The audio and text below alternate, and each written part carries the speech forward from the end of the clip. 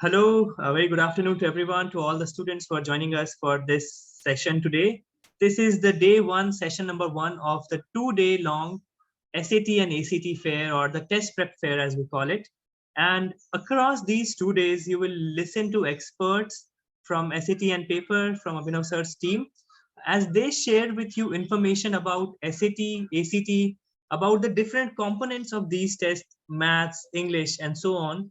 And you will listen to them and learn about how to prepare for them, when to start preparing, how to sort of plan your preparation, and tips for scoring well in these exams. So we have, for the very first session, that is, in this session, you'll get an overall overview of what SAT and ACT is. You'll also listen to Abhinav sir as he shares the comparison between SAT and ACT. I'm sure you're going to have a great time, and you'll learn a lot. So without any further ado, let me invite Abhinav sir, who is our test prep guru, and he'll share with us lots of exciting information. Welcome, Abhinav sir. Over to you now. Thank you, Devesh. Excited to be here as always. I mean, this is one of the wonderful platforms that I've seen ever. It did achieve so much, and remains simplistic at all points in time. All right, so very good evening, everyone. Good afternoon, good evening, maybe good morning, depending upon what part of the globe you are in. So this is Abhinav Garg. I currently head an organization called SAT and Paper, which is into tutoring students for SAT, ACT, and a few of the APs. This 2-day test prep festival, it tends to be an eye-opener for all of you, giving you some deeper insights into what these tests are. How should one go about preparing for these? What are the areas involved? What specific things you need to keep in mind? How to pace your prep? What test dates to target? And so on and so forth. So I'll take about 40-45 minutes of your time so that we have at least 15 odd minutes for a question and answer session towards the end. Please feel free to keep on shooting your questions to the Q&A box as you happen to think of them. And I would love to take as many of them as possible towards the end. Fair. So let's start the day talking about standardized tests. What are these standardized tests? Why do we call them as standardized tests? Typically, by standardized tests for an undergraduate admission, we mean the SAT or the ACT. These are the two tests available. And if you're applying to any of the colleges in the US, then most good colleges there would have a SAT or an ACT requirement. Quite a few colleges, in fact, all of them have gone test optional of late. We'll come back and we'll talk about later after we've understood the tests. Also, let me tell you, if you're applying to any of the new liberal arts colleges in India, including your Ashoka University, CREA, Flame, Shiv Nadar, Bennett, and about 35 others, it makes excellent sense, to take the SAT or the ACT, because these colleges offer you a two-pronged admission process. One, you can apply through their own individual admission test. For example, the Ashoka University has the AAT or the Ashoka aptitude test that you can take, or you can take the SAT. It makes a lot of sense to take the SAT because with a single exam, you can apply to multiple colleges rather than taking the exam of each individual college. Okay, that said, what are the SAT and the ACT? SAT is a fairly old, it's over 100-year-old exam, and traditionally has been, the gateway to great colleges in the US. Let's start by understanding these tests. So SAT, the SAT as it is called, the College Board now no longer calls it the Scholastic Aptitude Test. We just call it the SAT. Is conducted 5 times a year across the globe and 7 times a year in the US. So internationally, there are 5 administrations, which are March, May, August, October, and December. Right? So these are the 5 administrations, of which in May, October, and December, it's conducted on the first Saturday of the month. In March, it is always conducted on the second Saturday of the month. And in August, it is done on the last Saturday of the month. Right? It's a simple paper and pencil based test, so you can't take it at home. You have to visit a school, which is normally a center, identified center. In India, some, I think 35 to 40 cities currently have SAT centers, including all metros and major cities. The SAT is roughly a 3-hour test. So it's a 3-hour test, which is split into 4 sections. We used to have an optional essay earlier, which has now been dropped. So post May of 2021, the essay is no longer offered on the SAT. So what are these 4 sections? If I just want to share my whiteboard and talk a bit about these. The 4 sections on the SAT will always appear in the same order, and you have to take them in the same order only. So the first section here is called as reading, which is for 65 minutes. The second section is writing skills. All these sections are multiple choice type questions. Of course, the different sessions on different sections will give you further details. I'll just give you a bird's eye view. It's for 35 minutes. A third section is math, no calculator allowed. This is for 25 minutes. And a fourth section is math, calculator allowed. This is for 55 minutes. So the total test duration is 180 minutes. There are 2 breaks, one break of 10 minutes at the end of section 1. And there's a break of 5 minutes at the end of section 3. So including breaks, the total time works out as 3 hours and 15 minutes. This is what the SAT is.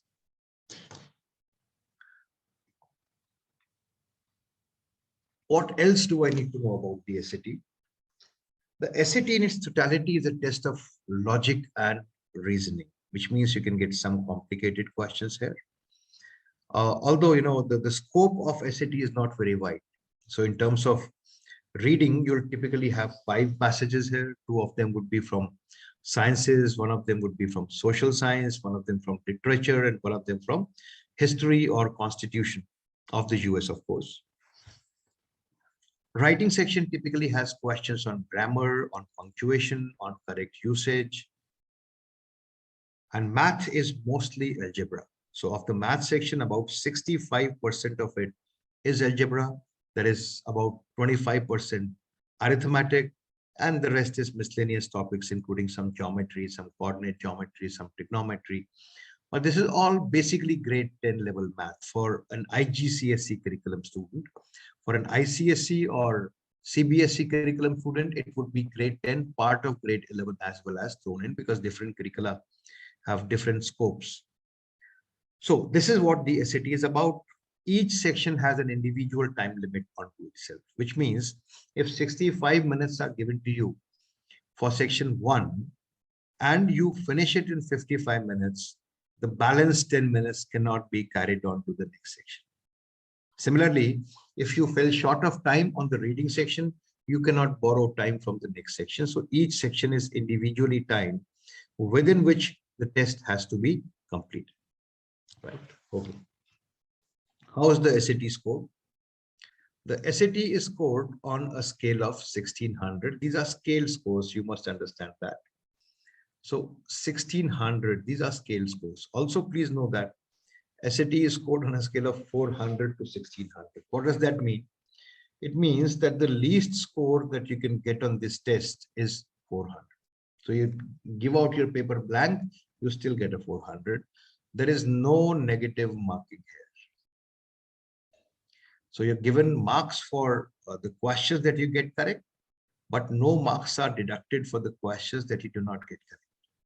Right? How does this 1600 break up? 800 would go to math, and 800 would go to English, of which 400 goes to reading and 400 goes to writing. When we express the scores like this, they are called as scale scores. Right? SAT scores can happen only in multiples of 10. So you can't have 795 on the SAT out of 800. right? So when you take the math test, your score is calculated out of 58. Let's say you got 52 right. This score is called as your raw score. And this raw score, using a formula which is different for each test, is converted to a scale score. So on a particular test, this might translate into a 730 out of 800. This is called as a scale score. It is the scale scores which are reported and compared. Since different tests have different levels of difficulty, the way the raw scores are converted to scale scores would change from test to test. This is too complicated for you to get into at this stage, right? So that's all I need to know about the SAT. Let me go back and now talk about the ACT, right? So the first difference that you need to know is that outside of the US, the ACT is a digital test. It's not an online test, it's a digital test, right? So the only difference is that it will not be taken off a paper and pen, it would be taken off a computer screen. The mode of administration is a computer screen, although you cannot take this test at home. You have to go to a center. Sorry. There are multiple cities have ACT centers. Some of the cities like Delhi, Bombay would have multiple centers like Bangalore. Others would still have at least one center each. So you have to book a slot and go and take this test at the center itself. The ACT has got more testing options. The ACT is offered 7 times in a year internationally. What are these 7 administrations? You have February, you have April, you have June, you have July, you have September, you have October, and you have December. So there are more options available. Also, in a single administration, SAT is conducted only once, which is on Saturday morning. But in each administration, the ACT is conducted 4 times. So there's a Friday morning slot, there's a Friday afternoon slot, there's a Saturday morning slot, there's a Saturday afternoon slot. You can opt for any of these 4 slots as per availability and your preference, right? So that's how the ACT looks like. The ACT is scored on a scale of 36, right? 36. There are 4 areas on the ACT which again appear in a respective order, in a specific order. Each section has its own independent time limit.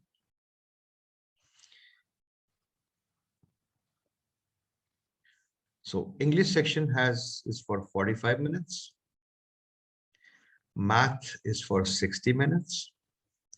Then we have a 15-minute break. Reading and science are 35 minutes each.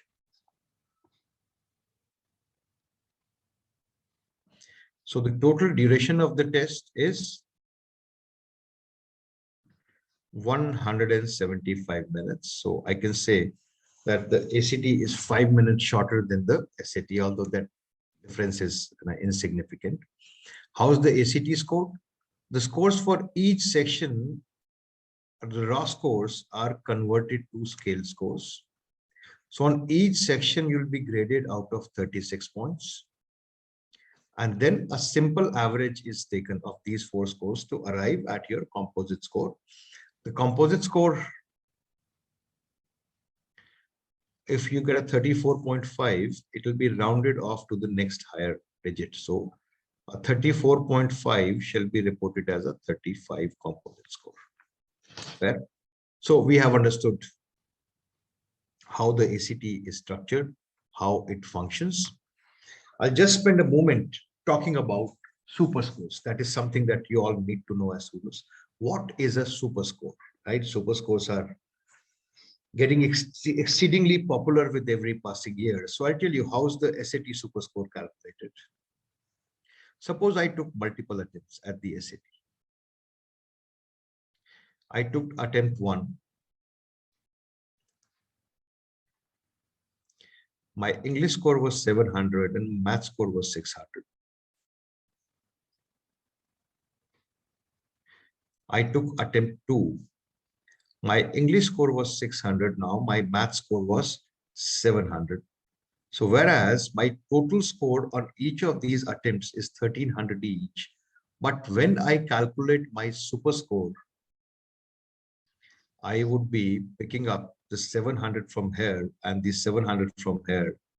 And my super score now on these two tests would be reported as 1400, right? SAT super scores are most easily acceptable across most of the universities. It's not the same way for ACT. For ACT, the number of colleges accepting a super score would be far lower. Although nowadays, in the last 2 years, given the COVID times, I think practically all colleges are accepting an ACT super score as well. So that's about super score. That brings me to the most important part of the session today. How do I decide which test do I take? Whether I'm better suited for SAT or I'm better suited for ACT, how do I figure that out? And I would not want to know more about the difference in these two tests, how they are structured, how one of them is different from the other, because the way you tell me, it all sounds very, very similar. So I'm at a complete loss to understand, whether I should be taking the SAT or I should be taking the ACT. Okay. So let's just understand the difference between the two tests first. Or let's understand the test choices first. Let's do a section by section comparison of the two areas. So SAT has reading, writing, math 1, which is non-calculator, and math 2, which is calculator. ACT has English, math, reading, and science. Let me start by talking about the science section of the ACT, which is not an option on the SAT. A very common myth, on the street, and you'll hear it very often from your friends, from your colleagues, from at times from your teachers as well, that if you're applying for a STEM program, take the ACT because it has science section, it will give you weightage. If you're applying for a business program or an economics program or a humanities program, prefer the SAT because it doesn't have a science. This is complete nonsense. No university across the globe would ever distinguish between the two tests, right? The scores are fully interconvertible using a concordance table, which is jointly published by the SAT as well as the ACT. And you can easily find that on the web. We can share one with you. That's not that big. So other thing that you need to know is that the science test on the ACT is not science. Is not science at all. It will never test you for principles of science. In fact, I think it has been misnamed as a section. The correct technical name for the science section is data comprehension. Just as section 3 is reading comprehension, where you read sentences and answer questions based on that, right?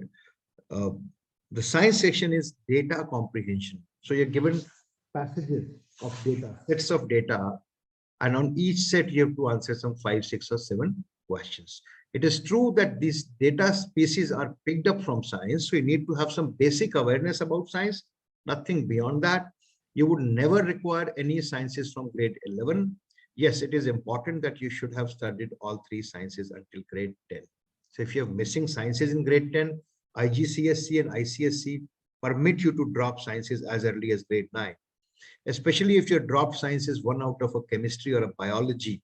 If you have not studied chemistry or biology after grade 8, then ACT is not a test that you should be considering. A dropped physics, you might still manage. Okay, so that is the discussion on science, but science would not become a decision parameter. Just that, if I had not studied science in grade 9 or grade 10, I'm going to drop it. What else? The writing section on the SAT and the English section on the ACT are extremely identical. practically identical, just that the SAT is going to be 10% harder than the ACT. That's about it. So this also will not become a decision criteria for me. That leaves us to math and reading. That's where the greatest of differences they exist. So let's talk about math first. What's the prime difference in math? SAT has 2 math sections. ACT has only 1 math section. SAT has 2 math sections, one without a calculator, one with a calculator. ACT has only 1 math section, calculator is permitted throughout.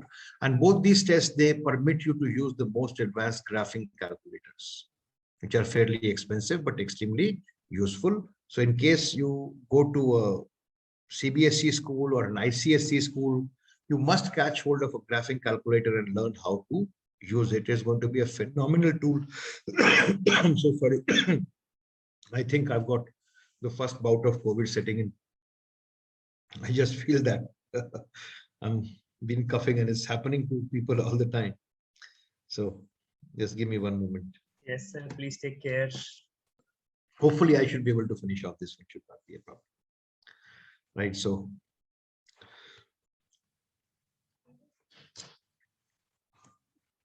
I was talking to you about the 2 math sections, math 1 and math 2.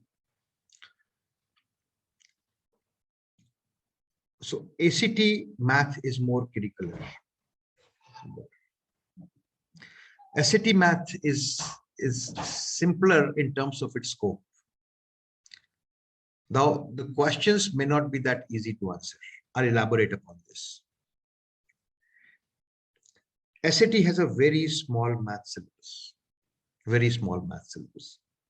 practically 4 units, that's it. The questions are going to be very, very predictable. But getting all of them right is going to be a Herculean task, because the way those questions are going to be worded, they're going to be full of traps. So I've always maintained that SAT is a narrow and deep test. So you must master it thoroughly with a lot of practice. On SAT, knowing the concept is not a guarantee of getting the question correct. ACT, by contrast, is a wide and shallow test. It has a huge coverage, huge scope. The ACT scope for math would easily be 4 times as much as what it is for PSAT. You have to study a lot of math. So those of you who are not planning to study math in grade 11 and 12, my sincere advice, do not opt for the ACT, right? You need to be good, solid with your math. But that said, the questions on the ACT always are going to be very, very simple. On ACT, the general rule, if you know the concept, you'll get the question right. But that may not always happen, because they would bring out questions from some really far off concepts, and this list keeps on changing, especially, the last 5-6 questions on the ACT can happen from very, very diverse topics. Those of you who are doing the IGCSE and are studying the AdMath would have a distinct advantage here over others, right? So if you've been good with your IGCSE AdMath, trust me, that's practically a guarantee of getting a 36 on the ACT math. You'll rarely fall short of that. But yes, IGCSE AdMath, advanced math is a fairly rigorous math curriculum, right? So the other difference is SAT has a 50% math weightage. ACT has only a 25% math weightage.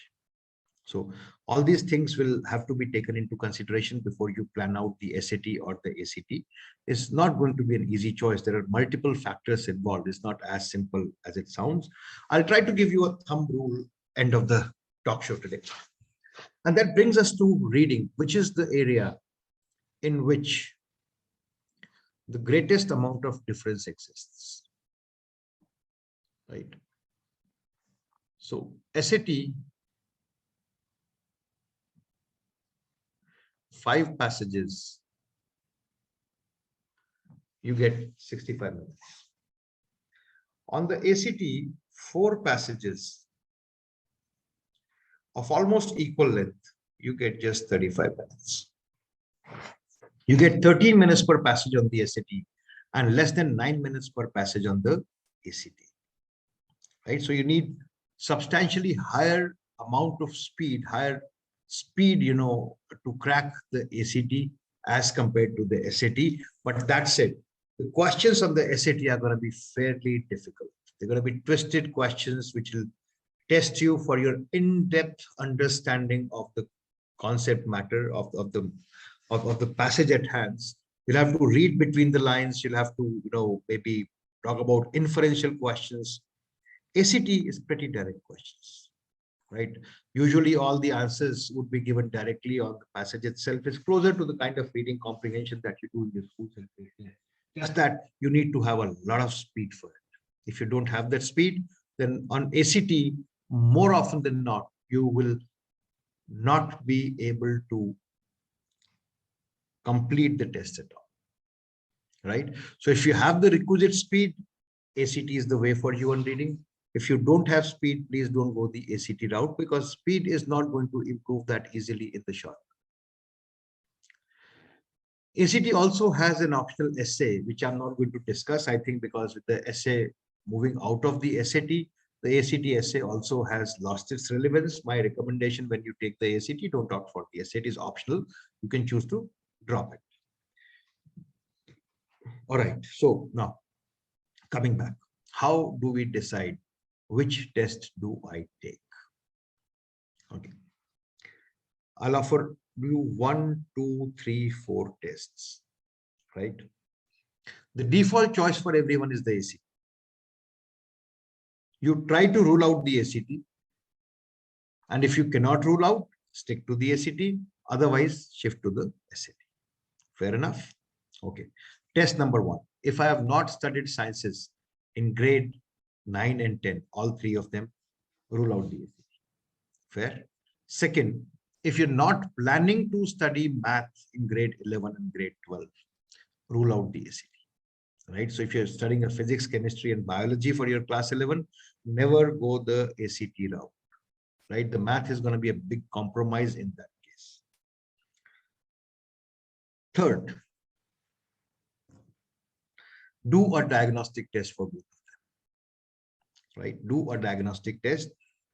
Never do an untimed test. Never download a paper from the web and print it and do it yourselves. That is the worst way of doing a diagnostic.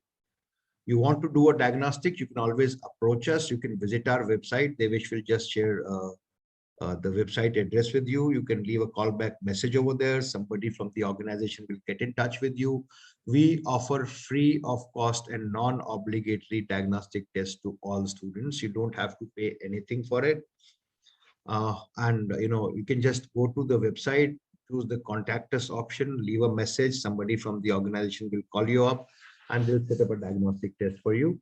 It does not put any obligation on your part, and there are no charges whatsoever for this diagnostic test. They can be taken as early as grade 10, right? So always do 2 diagnostic tests and get the scores.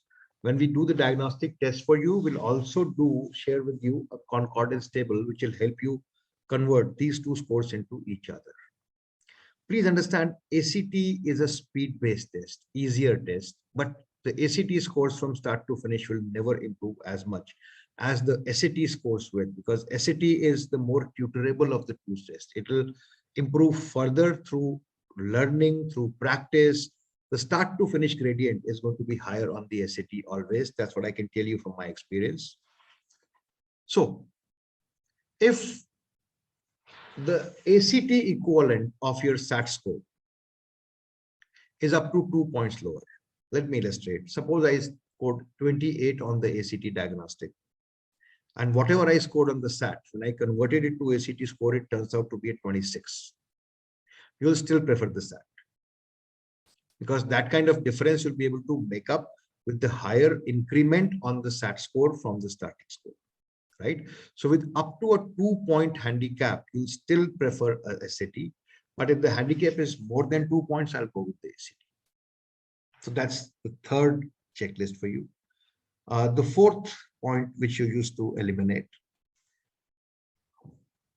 ACT reading score. ACT reading is a very simple section, trust me. But it's a very difficult to improve score. I'm yet to see a student in my life who did a 24 out of 36 on ACT on the diagnostic and improve that 24 to a 35. Won't happen, right? So be extra sensitive about your reading score on the ACT. And as a thumb rule, the ACT reading score should be 3 points higher than the average ACT score. For example, suppose I'm scoring 26 on my ACT composite score. For me to pick up the ACT as a test, my ACT reading score must be at 29. So if you're doing a 26 on ACT composite, but my reading score is only at 24, please drop it. Don't take it. Don't pick it up. And the last fifth piece, ACT would never be recommended as a test if your starting score composite is less than 25 points. Is less than 25 points. No. The last thing, ACT belongs to a self-driven student, a self-motivated student who just needs a little push here and a little push there. So I told you 5 things. No sciences, drop ACT. No math in class 11 and 12, drop ACT. Do a diagnostic test. If your SAT score is less than 2 points lower than the ACT score, drop ACT. Look at the ACT reading score with the magnifying glass. If it is not 3 points higher than the average ACT score, drop ACT. And the last thing, if your composite score is less than 25, don't even talk about the ACT. Shut your eyes and go with the ACT. Do I make sense? All right, so we move on. I'll try to answer 2, 3, 4 more areas I'll try to touch upon. Okay. How long does it take to prepare for the SAT or the ACT, and how many attempts should I take? Okay. Ideal prep time is 4 to 6 months. Okay. Less than 4 months, not recommended. More than 6 months, again, not recommended. Right? Ideal prep time is 4 to 6 months. When to start? You should start, in my opinion, end of grade 10. End of grade 10. Do not start before that. Early start here is known to have disadvantages, in my opinion. Reason being, this is not a content-driven test. This is not a content-driven test that you can keep on preparing for 2 years. Beyond a certain point in time, sorry, you'll tend to lose interest. So 4 months of fairly rigorous, intense prep. Post your grade 10, you also have 2 months of summer vacation at school. Capitalize on them, use them to the fullest, and go take the SAT or the ACT early in your class 11. Should I take the PSAT? Should I not take the PSAT? Okay. The PSAT is very much a useless test. Even if you scored very well on the PSAT, you can't report those scores anywhere. The PSAT assumes relevance for you only in 2 cases. One, if you're applying for a competitive summer school abroad, for which you specifically need a PSAT, then you can take it. Or if you want to aspire for the NMSQT, which is something which applies to you only if you are a US citizen. But for the purpose of the National Merit Scholarship Scheme, it is the PSAT taken in grade 11 that would count, not the PSAT taken in grade 10, right? Should I take the PSAT? Should I not take the PSAT? Yes, go ahead and take it. Doesn't harm you. It's offered in your school, grade 9, grade 10. It's a very, very cheap test, $15. That's it. Just go take it. Should I prepare for the PSAT? Absolutely not. Please do not prepare ever for the PSAT. The general notion that if I prepare for the PSAT, I'll score better on the SAT is completely untrue, which I can tell you by virtue of having worked with SAT, ACT for almost 20 years now. So you should never prepare for the PSAT. Please don't waste time, energy, effort, money preparing for this nonsense test. Yes, use it for fun. It'll expose you to the test. And even if you don't do well on this test, it doesn't harm you. Those scores are not reported anywhere. Right? Then what should I do if I want to start early? Yes, I tell you, I want to start my application process early. I want to put in some effort right now. Get into reading. Read as much as you can. That's one thing that helps you more than anything else on your SAT or ACT preps. Read as many novels as you can. Read fiction. I do not mind. If you're in grade 9, grade 10, grade 8, read as much fiction as you can. Don't just bother about the quality of reading. Just focus on the quantity. You must read the right quantity of books, novels in your grade 8, grade 9, grade 10.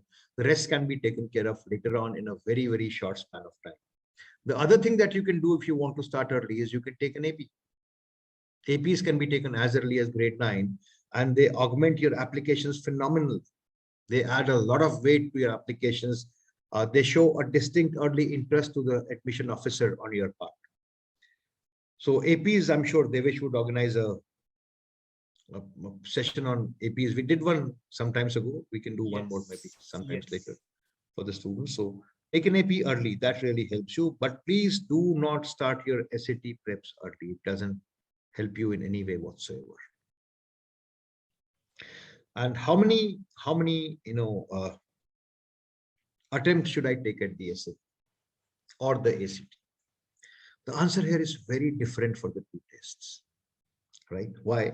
Because the way the scores are reported, and this is a very technical point which I'm going to address here.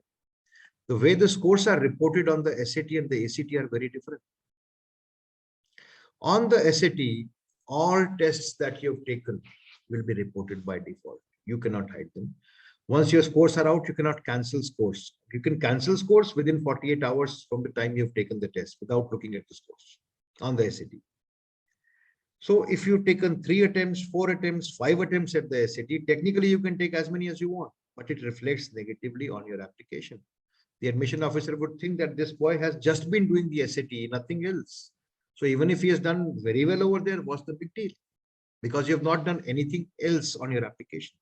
There are so many other things that you could have done.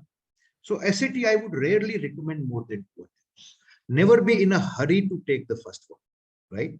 Take it when you're fully prepared, right? Even 10 days before the test, you feel that you're not prepared, push the test forward. You can always postpone your registration by paying an additional $30 to the college board. Go ahead and do that, but take the test only when you are fully prepared. So target for about 4 to 6 months of prep time. First half, work on basics, work on crude basics. Do not rush into taking the test. And after you've mastered the basics, the second half, take large number of mock papers, typically 12, 15, 18 maybe, and analyze them thoroughly. Always review your mistakes thoroughly. That is what would eventually make your scores go up. Okay. ACT is a different story altogether. ACT you can take as many times as you feel. Why? Because on ACT, you are the one who will choose what scores to report, what scores not to report. The ACT would not by themselves forward the scores. So also ACT, the other difference is you can also cancel your scores after you have taken a look at it. You can cancel your scores anytime. They'll just charge you fee for that. So if I took an ACT in 2019 and today for some reason I want to cancel that score, I can do that. It will be completely erased off the records from the books in ACT as if I never took this test. So ACT, and you don't need to cancel because you don't need to report on. Just in case you need to cancel, that option is there. So ACT, you can take it as many times as you feel like, but again, I recommend no more than 2 attempts. Third attempt in the rarest of rare cases. Take it only when you're fully prepared. If you're taking the ACT, you should never practice paper and pencil. You should never practice on the PDFs. This test is offered on a platform. You must find a platform. Of course, we do offer one such platform, which is a clone of the actual ACT software. So you can always approach us if you're looking for that. But never practice on paper and pencil or on a PDF if you are taking the ACT. That's one of the gravest mistakes that students make. So I think that's where we are. All the best to all of you in your preps. Do attend the subsequent sessions where we'll be talking about each of the sections in greater detail, what you need to do, what kind of content you can refer to, what are the specific things that you have to be kept in mind, what is the structure of these sessions, what is the nature of these questions. We'll do a short session onto each of these areas. Of course, it won't be a full prep by itself, but it will set you up for a decent prep. And of course, if you're interested in signing on with us, you can always inquire with us. We offer these courses with some phenomenal results. So we have 193 of our students scoring a 99th percentile or higher on the SAT or the ACT in 2021 alone. That's just 1 year's results. If you go to our website, you'll be able to find a brief overview of the courses. We offer prep only one-on-one. We don't offer prep in batches. And this is all delivered as live video calls over Zoom. This is how we've been doing it always. So anybody who inquires with us will be glad to offer you a free diagnostic test and a free course presentation, including a consultation session that helps you choose between the SAT and the ACT after the diagnostic tests have been done. So I hope you found the session today to be useful. It helps you choose the right test. Uh, I've always, I'm taken aback when I meet someone uh, at the end of their grade 11, and they tell me, I've done 2 SATs already, I want to take a third one. And I asked them, how did you decide between the SAT and the ACT? And they say, sir, what is ACT? And you do an ACT diagnostic with them and figure out that they were better meant to do the ACT. It's such a huge blunder which has been committed. You've lost 1 year already. There is limited repair that you can do in the time. So I would always want all of you, never decide on your gut feel, never decide on the basis of what your friends are doing, never decide on the basis of what the community around you says. Always do both diagnostics. And if you are concerned about the applicability of the 2 tests, the acceptability of the 2 tests, you can just Google that for 10 minutes, you'll get all the answers. One last mention about this test optional notion, which has surfaced in for some time now, the last 2 years. So you would have heard that headlines that universities don't require the SAT score anymore. That's not true. They've gone test optional. They've got test optional because of COVID. So because of COVID, what happens? The SAT and the ACT were cancelled at a large number of places across the globe. So these admission officers thought that their applications would reduce to a trickle if they made the test mandatory still. So for a period of 1 year, extended by 1 year, it might extend by 1 more year. Colleges have gone test optional, but even in the test optional environment, students who are submitting a test have a huge advantage over students who are not submitting a test score. So in my opinion, for an international student, test optional is not the way. And look around yourselves amongst your seniors, see how many of them have got into top colleges without submitting a test score. You will hardly find any, maybe 1 or 2 across the nation, which is not data enough for me. So go ahead, prepare for it. SAT, ACT are simple papers. If you start in time, you prepare well, you practice well, you analyze well, trust me, you'll score well. No second thoughts about that. So always do the diagnostic test to figure out and apply those simple checks that I told you.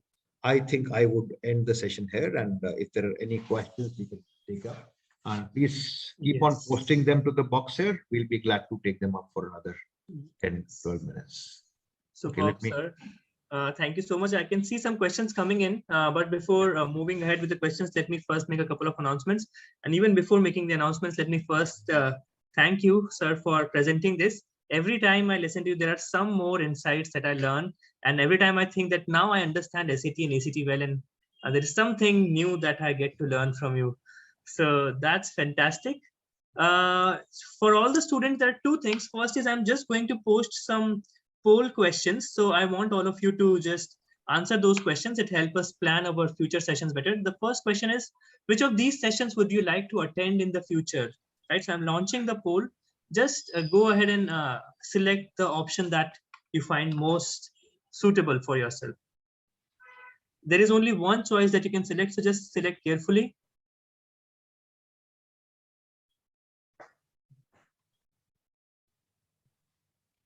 Okay, I can see the answers coming in, so that's great.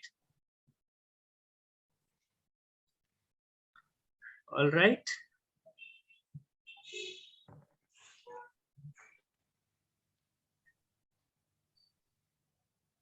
Just 5 seconds more. If any one of you has not yet answered, please go ahead and answer that. Okay. Thank you for answering. Just for your sake. And let me ask you one more question. Which city are you joining us from today?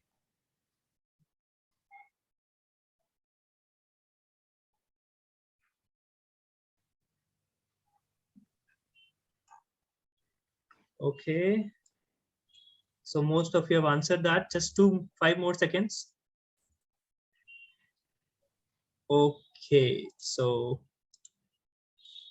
it's a fair spread. And one final question before we move on.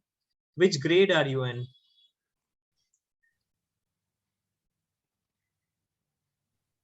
All right.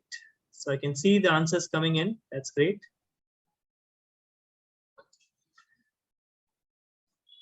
Okay, so we've got the answers, and thank you for sharing those responses.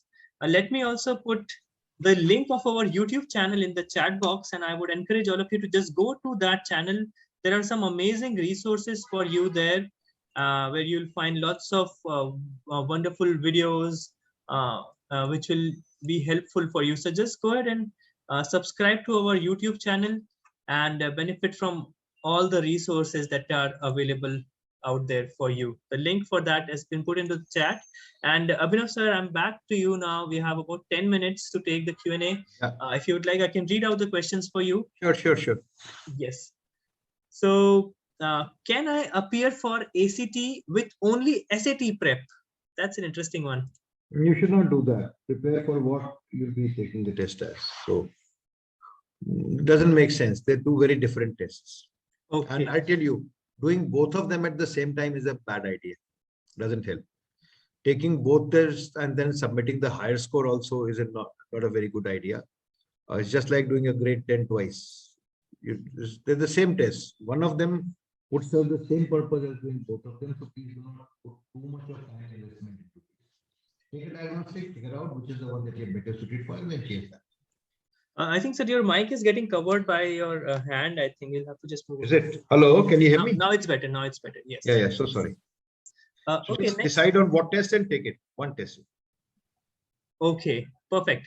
And as Abhinav sir already mentioned, that first take the diagnostic. I mean, you have the time, you have an opportunity to take the diagnostic test. Why don't take a diagnostic first and then take that call?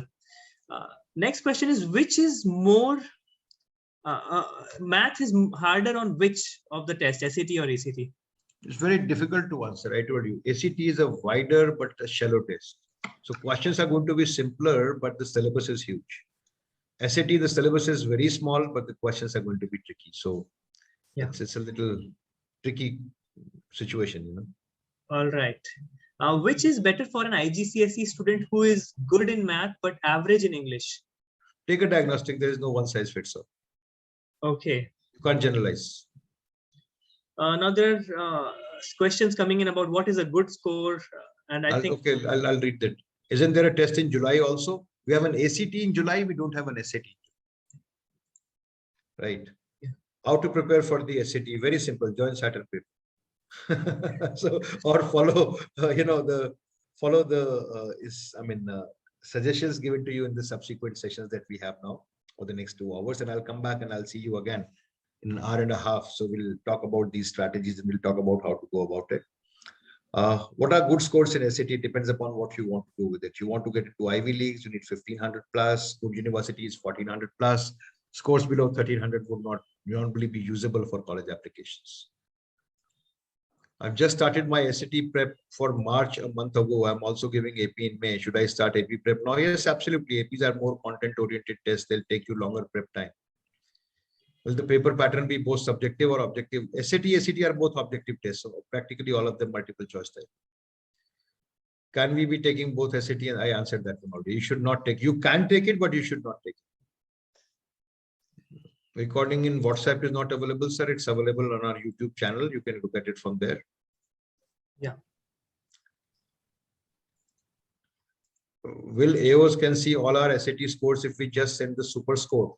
No, you can't send a super score. You have to send all scores. They'll calculate the super scores by themselves. And you cannot hide your SAT scores. If you hide them, they'll get to see scores withheld, which means the admission officers will know that there was a score here that the student is not choosing to report, which is worse off than not reporting a score. Does SAT matter in India? If you want to go to one of the 40 or liberal arts colleges, they all accept the SAT. What level math should an IB student know to attempt the SAT? Grade 10 math should be enough. MYP is enough to set you up for the SAT. Is SAT required in the US only? Some other countries also. Some Singapore universities want you to take the SAT. Other than that, it's an additional qualification. It helps your purpose, but it is not a mandatory requirement. If I've taken SAT, can you switch to ACT? Take a diagnostic and then figure out. Does SAT have more importance than the ACT? No, it doesn't. The two tests are completely equal. I'm currently in class 12. Is it a good idea to attempt SAT in May. If you're in class 12, then you'll be able to apply for next year only. You can attempt anytime until October. I got 1470 on SAT, 780, 690. Should I retake it? Colleges I want to. Of course, you have to retake it in that case. Focus more on English and work towards a super score. How much significance do SAT reflect on my admission profile? Anywhere from 35 to 50%, let's say. I scored 1450 without any preparation in my first attempt. How can I improve this time? Take the test with preparation, with much preparation, you'll improve definitely. Is this one I've answered? IB or ISC? The question is not clear. Is not good, then can I score good marks? Start reading. Read for 2 hours a day. You'll score. Is there a super score for ACT2? Yes, it is, but its acceptability is not as much as the SAT. I'm an average class 11 student. Can I get 1500 plus in March set? Take the test in May. Don't take it in March. Give yourselves time. Impact our college application? No, it doesn't. Type of test doesn't. Both tests are absolutely equivalent. What is the right age to attempt SAT? I told you, end of your grade 10. Is 1550 good marks? It is brilliant marks in SAT. It will take you anywhere in the world that you want to go to. Grade 12 scores are low, and if SAT scores, it will, if more, will it that reflect? I did not understand the question, honestly. Is any particular month easier series of exams? No, nothing like that. Which test should I take to enter MIT? Any of these will do. I told you. Will SAT have any effect on my admission in Singapore universities? Most of the Singapore universities now require you to submit an SAT score, even if their website doesn't state it. So you'll get that letter from them after you've applied. How many weeks of mastering SAT math is required if you're getting 500? Give yourselves at least 12 weeks. Is there a SAT exam in June? It's there in US only. It is not offered internationally. Oh, thank you so much. I answered all. Superb, sir. So we are almost coming towards the end of the session number 1. To all the students, well, there is exciting sessions coming up over the next 2 hours. You'll learn about SAT math, English and reading with experts, and following that again, Abhinav sir will come and share tips with you on how to score well. So just stay on this same Zoom link for the next couple of hours and you'll benefit a lot. And once again, we have put in some interesting links. We have put in the link for SAT and paper where you can book the diagnostic test and also connect with Abhinav sir and his team. And I've also added the link for our YouTube channel, which you can subscribe to for amazing content videos related to admissions, colleges, counseling, profile building, and so on. So just go on to our YouTube channel and subscribe to it. And with that, Abhinav sir, we are almost coming to the end. If there is anything, any final comments for this session that you want to share, please go ahead. Nothing at all. Just choose your test wisely. Know the tests really well. Don't go with the hearsay on the street. Follow your own instincts. Don't follow what your peers have to tell you. Are there more questions that you want me to take? There is one more question. I'm in. Okay, so there are one question, sir. I'm in 11, so when should I take the SAT test? Either May or August.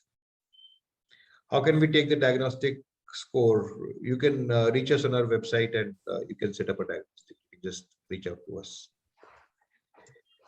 All right. Thank you so much, Devesh. Pleasure being here. See you again in a couple of hours. Thank you so much, Abhinav sir, for your time here on this call. Thank you so much. My pleasure. Goodbye, everyone. Have a great day. Thank you. Bye. All right, students. So the second session is going to start in about 5 minutes. And until then, just feel free to go ahead and take a quick break and then be back to learn more about SAT math in detail now.